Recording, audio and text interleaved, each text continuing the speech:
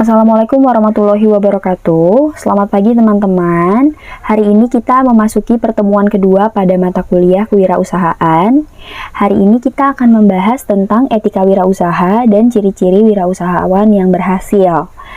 Pertemuan kemarin kita udah membahas bagaimana dasar-dasar wirausaha atau entrepreneur. Sekarang kita akan membahas tentang etika yang berhubungan dengan manusia lainnya. Kata etika berasal dari bahasa Prancis yang biasa disebut etiquette, yang berarti kartu undangan. Nah, dalam arti luas, etika sering disebut sebagai tindakan mengatur tingkah laku atau perilaku manusia dengan masyarakat. Adapun ketentuan yang diatur dalam etika berwirausaha adalah sikap dan perilaku. Sikap dan perilaku ini di mana seseorang memiliki sifat yang sangat baik untuk menjadi seorang pemimpin, di mana perilaku juga menentukan tindakan-tindakan yang akan terjadi atau yang akan dilakukan oleh seorang pemimpin, yakni wirausahawan dalam usahanya. Nah, selanjutnya ada pada penampilan yang rapi, sopan, dan dalam situasi tertentu gitu. Jadi, wirausahawan harus bisa menempatkan diri bagaimana penampilan yang rapi dan sopan dalam situasi yang menentukan. Dan cara berpakaian yang sopan itu sesuai dengan tempat dan waktu. Misalnya wirausahawan ini sedang launching produk baru gitu ya. Pastikan menggunakan pakaian formal yang rapi, yang sesuai dengan tema gitu. Nah, hal ini juga dipengaruhi oleh cara berbicara yang selain sopan juga penuh dengan tata krama. Hingga harus memperhatikan gerak-gerik yang sesuai.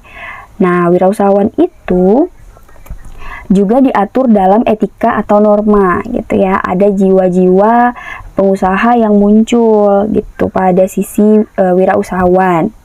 Yang pertama ada kejujuran. Kejujuran ini dinilai dari cara berbicara dan bertindak.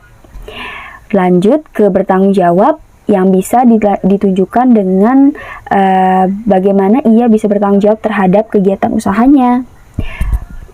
Yang bisa juga dilakukan dengan menepati janji pada poin ketiga, di mana hal ini bersesuaian dengan hal pembayaran, pengiriman barang, dan penggantian. Nah, jadi wirausahawan harus memperhatikan hal-hal tersebut, di mana ada karyawan, ada middle management, ada low management gitu ya. Jadi janji-janji terhadap berbagai macam lini maupun stakeholder itu harus bisa ditepati. Hal ini bersangkut paut dengan disiplin gitu. Kenapa disiplin itu penting? Karena seperti hal tadi, ketika kita punya karyawan, kita harus punya waktu yang tepat untuk proses pembayaran gaji, tunjangan, uang lembur, dan lain sebagainya. Begitu pula dengan adanya pelaporan kegiatan usaha. Nah, hal ini penting kita lakukan terhadap stakeholder gitu ya. Misalnya terhadap para penanam modal gitu, distributor, dan lain-lain. Nah, pada poin kelima, etika dan norma yang wajib dimiliki oleh pengusaha adalah taat hukum gitu. Jadi, wirausahawan juga harus melek hukum, mengerti akan hukum yang berlaku di negaranya, mengerti hukum yang berlaku di masyarakat gitu, agar bisa menempatkan diri dan menempatkan usaha sesuai dengan hukum yang berlaku tadi. Kemudian suka membantu. Nah, hal ini adalah hal yang paling dasar sebenarnya, bahwa sikap ringan tangan itu digunakan untuk menolong pihak-pihak yang membutuhkan gitu. Nah, kita harus bisa memulai dengan komitmen dan menghormati gitu, memiliki kesesuaian dengan apa yang diucapkan dan apa yang dilakukan tadi. Nah, yang terakhir adalah mampu mengejar prestasi gitu. Jangan sampai usaha kita stuck atau diam di tempat gitu ya. Nah, usaha itu harus bisa bertahan dari tahun ke tahun, bahkan mengalami peningkatan gitu. Mengejar prestasi ini adalah salah satu bentuk keaktifan usaha. Bagaimana sih wirausahawan atau pengusaha tadi mampu memimpin sebuah perusahaan menuju jalan yang lebih baik gitu. Karena nanti pada akhirnya brand atau usaha, jasa, dan barang yang ditawarkan itu pasti mengalami peningkatan gitu. Nah, dan inilah goals yang dicapai atau goals yang perlu dikejar oleh wirausahawan. Nah, tujuan dan manfaat dari adanya etika ini apa sih gitu? Tujuannya adalah untuk sisi persahabatan dan pergaulan. Gak heran wirausahawan itu punya banyak banget teman gitu ya, dapat link dari link satu ke link yang lainnya. Mereka juga ditujukan untuk menyenangkan orang lain gitu. Wirausahawan itu harus bisa menempatkan posisi gitu ya. Gak heran banyak wirausahawan atau entrepreneur itu yang aktif menjadi pembicara-pembicara ulung gitu, menjadi sosok opinion leader dalam usaha-usahanya. Nah, bisa jadi mereka juga sering tuh diundang jadi pembicara di acara-acara tentang entrepreneur gitu, yang memotivasi orang lain untuk memulai usaha, misalnya membujuk pelanggan gitu ya. Jangan sampai wirausahawan gagal dalam proses membujuk pelanggan gitu. Jadi etika ini paling penting ketika bisa menangani pelanggan dari berbagai sisi gitu ya. Baik menawarkan barang, mendengarkan keluhan, menerima keluhan, menerima saran gitu ya, dan memberikan feedback kepada pelanggan. Lanjut, digunakan untuk mempertahankan pelanggan gitu.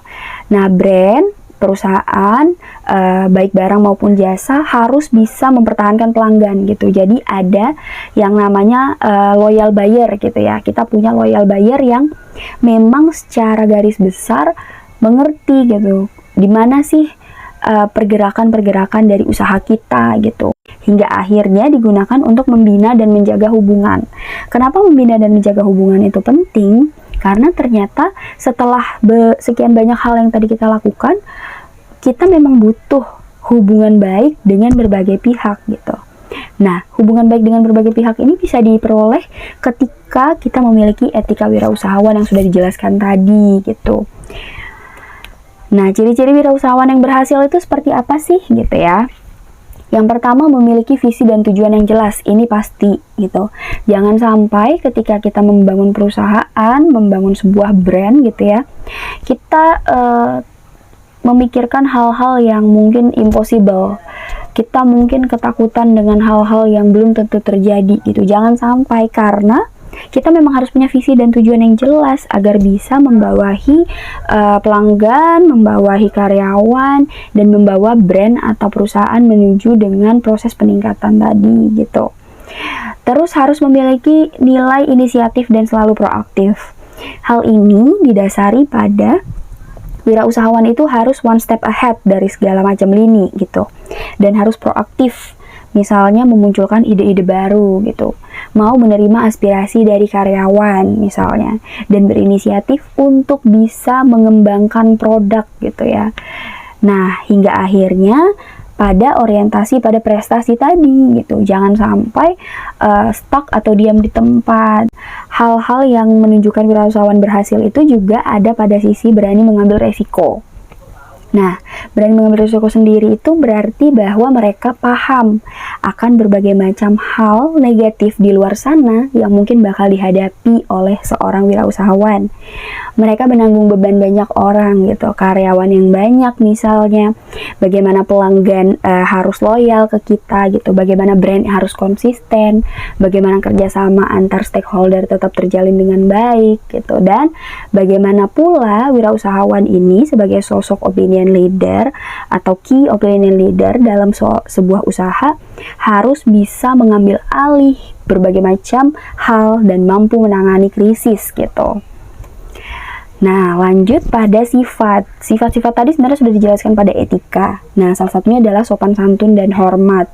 Hal-hal ini memang menjadi hal dasar bagi wirausahawan gitu. Sifat sopan santun wajib dimiliki ciri-ciri wirausahawan yang berhasil, hingga selalu ceria dan pandai bergaul. Nah, hal ini wajib dimanfaatkan oleh wirausahawan untuk membangun tadi kerjasama, link yang meluas gitu ya.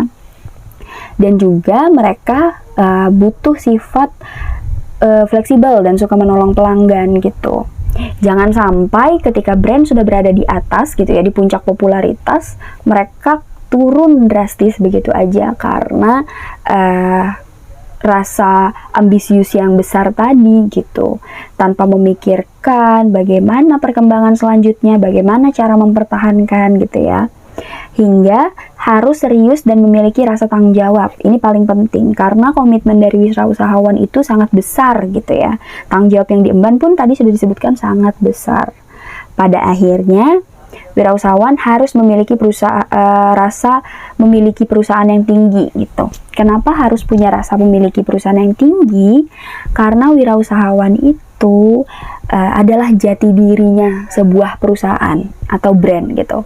Banyak banget perusahaan-perusahaan yang besar di luar sana selalu menjadi turning table gitu ya. Misalnya usaha properti dimiliki paling besar oleh Agung Podomoro Group. Teman-teman mungkin sering nonton televisi dan melihat iklan-iklan yang sangat menarik gitu dari mereka gitu, sampai berani membeli slot waktu tayang di jam-jam prime time gitu ya, karena mereka memang terbaik di lininya. Misalnya kategori kesuksesan dari wirausaha itu dinilai pada salah satu lembaga internasional yang bergerak untuk memberikan penghargaan. Nah, penghargaan-penghargaan seperti apa sih? Yang pertama ada Entrepreneur of the Year. Itu adalah penghargaan yang ditujukan kepada pengusaha terbaik yang diselenggarakan setiap tahun, baik untuk Indonesia maupun seluruh dunia gitu. Nah, ini adalah ajang-ajang bergengsi yang sebenarnya harus diikuti oleh banyak brand atau banyak perusahaan gitu. Karena ini adalah salah satu kancah yang paling menunjukkan apa ya istilahnya taringnya gitu. Penghargaan Lifetime Achievement Entrepreneur gitu. Penghargaan yang diberikan kepada pengusaha yang telah memberikan kontribusi berkesinambungan sepanjang masa kerjanya. Nah, penghargaan ini biasanya diberikan ke perusahaan-perusahaan yang konsisten gitu dari waktu ke waktu gitu ya. Nah, untuk penghargaan ketiga itu ada Industry and Manufacturing Entrepreneur, di mana penghargaan ini ditujukan kepada pengusaha yang bergerak dalam bidang produk otomotif, konsumen dan industri gitu. Nah, di posisi keempat, penghargaan yang paling penting salah satunya adalah Service Special Award for Corporate Spirit. Nah, penghargaan ini dikhususkan pada bidang perbankan serta keuangan, retail, dan logistik. Nah, pada posisi kelima ada Young Entrepreneur. Seperti namanya, penghargaan ini ditujukan pada pengusaha yang berusia 40 tahun ke bawah yang telah sukses membawa usahanya gitu ya. Nah, nomor 6 ada Special Award for Corporate Spirit. Penghargaan ini biasanya ditujukan kepada pengusaha yang memiliki semangat dalam meningkatkan usahanya. Dan award terakhir yaitu Special Award for Corporate Social Responsibility adalah penghargaan kepada pengusaha yang mampu memberikan tanggung jawab sosial gitu. Nah, teman-teman di komunikasi pasti tahu banget bahwa CSR ini adalah salah satu bentuk komunikasi timbal balik yang paling sering dipelajari gitu ya, bahwa jadi memberikan tanggung jawab sosial pada masyarakat. Materi ini tadi saya rangkum dari bukunya Kasmir yang berjudul Kewirausahaan. Teman-teman bisa baca berbagai jurnal atau buku-buku tentang kewirausahaan. Kurang dan lebihnya mohon maaf. Wassalamualaikum warahmatullahi wabarakatuh.